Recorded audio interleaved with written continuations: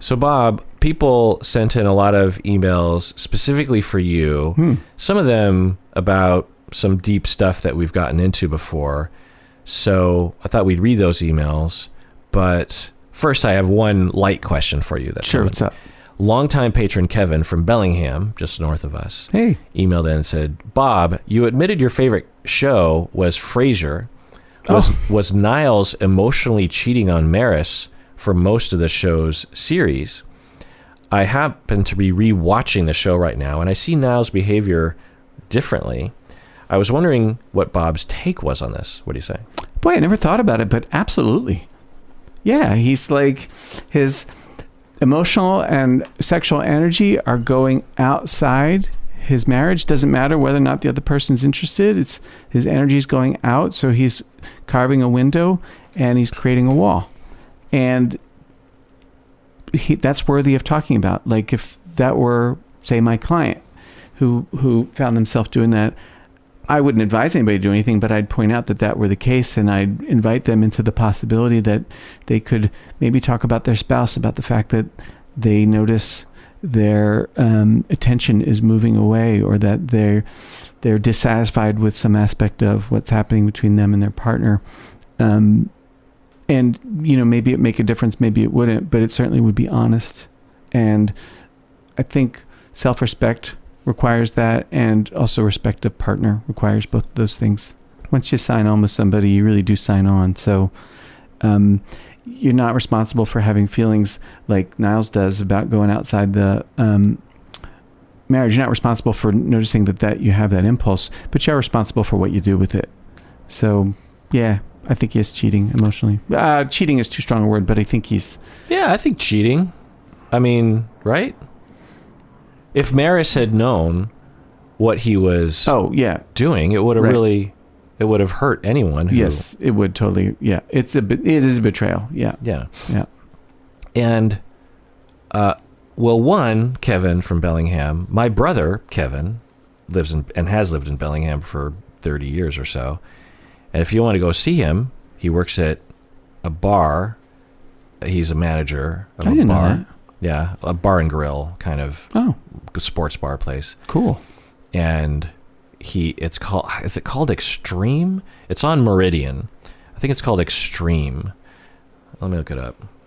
Because I feel like, their business is good, but you never, sometimes you want more. Shit, they must have taken a hit during the pandemic. They did, but they also, Extreme Sports Grill, I guess it's called. Why is it extreme? Yeah, well, yeah. It's just, you think it's kind of funny. Oops. Yeah, that's it.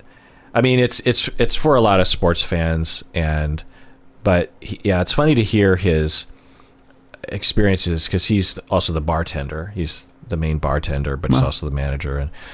And so he talks about how there's all these regulars that come in every day, and anyway, so patron Kevin from Bellingham, you can meet my brother Kevin from Bellingham, right on. And his wife, my sister-in-law, works at an Italian restaurant, really nice Italian restaurant, kind of downtown Bellingham. I can't remember the name of that place either, but anyway, you are asking about Niles, and I didn't watch Frasier very much. Because when it was on the air, I didn't really have a good TV situation. So, but I do remember watching it when it first came out and loving it, like the first couple seasons. And absolutely. And it's weird because when we look back at the time, I never even thought about Niles as doing something bad. But if I saw it today, I would cringe. There's similar things with Friends when there's a lot of homophobia in that, between Chandler and Joey. There's a fair amount of just really blatant homophobia between the two of them.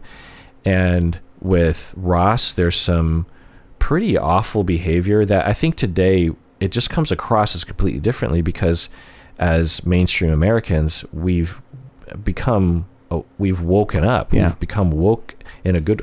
People think woke is a bad word. I still consider that to be a good word, because it originally was, you're waking up to the reality of oppression and sexism and racism and all sorts of things. And with Niles and Maris, it was based on this sexist, misogynistic premise of Yeah. a nagging wife, Right. which is an age-old oppressive mechanism Yeah, it's like a meme, right? that men would propagate so that they could deny their wives power and their wishes. And, you know, the whole nagging wife, if you're a young person, you might not even really know this, but it was the primary way in which we saw wives in the 70s and 80s, that wives are always nagging their husbands. And at the time, it was just framed as because women are ridiculous. But looking back, I'm like, no, they were probably just women speaking up. Yeah. And being completely denied any sort of power and being dismissed. And of course, a lot of women internalized that and just believed it to be true. And so that whole premise that Niles, that storyline, the laughs are just like, ah ha ha, Niles has a real ball busting, nagging wife. Ha ha, how, and then Niles it was because they pulled the same joke from Cheers, because it was an offshoot of Cheers, because Norm had a wife, had a nagging wife that you never see. But when you think about Norm in his life, he would work all day. I think he's an accountant. Yeah. He would go to the bar every day, sometimes on his days off, and just sit and drink beer. Yes. And I think his wife would have reasons to have a problem. Like really upset. Yeah. Imagine if your husband spent all of his free time getting hammered. You know, just think about how drunk he must have been and driving home drunk. Like, like the reality of that is, but at the time it's like, nagging wife all the time, nagging. And then of course it promotes this idea of, well, Niles deserves something better. And then the relationship with what's her face develops. Right. And, I think that would be hard to watch, really. But I don't think it's a major feature of the show, right? One feature, yeah. Anyway, so we're going to get into some more kind of in-depth personal stuff here, including for me. And let's make this a patron-only episode. So if you want to listen to this episode, become a patron of the podcast by going to patreon.com. And then you can hear this entire episode in which me and Bob respond to patron questions. Do it now.